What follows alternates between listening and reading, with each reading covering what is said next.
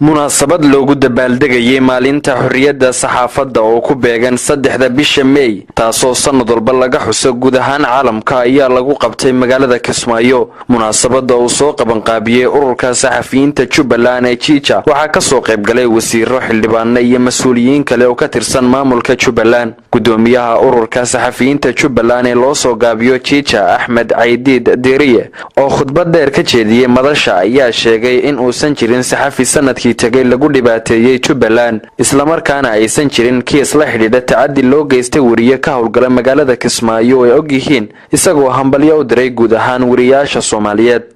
waxaan hambalyo leeyahay saxaafadda Jubbaland oo runtii baal dahab kaga jirta saxaafadda Soomaaliya. waxaa kaloo farxad noo wada ah hadaan nahay saxafiyiinta Jubbaland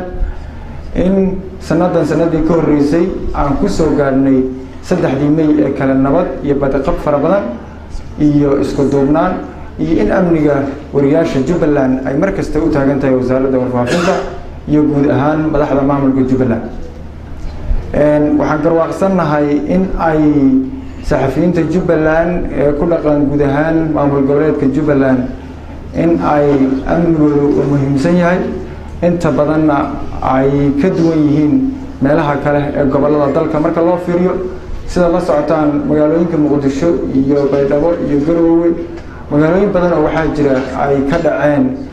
falal ammaanka liddiga wariyaasha ku ah. xildhibaan Maxamed Culujoog kana mid ah guddiga saxaafadda ee baarlamaanka Jubbaland oo munaasabada soo xidhay waxa uu sheegay in wariyaasha Soomaaliyeed ay muhiim tahay inay ka shaqeeyaan horumarka wadankooda maadaama uu yiri dhismaha dal ay lafdhabar u tahay saxaafaddu. wariyuu joogana khatar buu ku yahay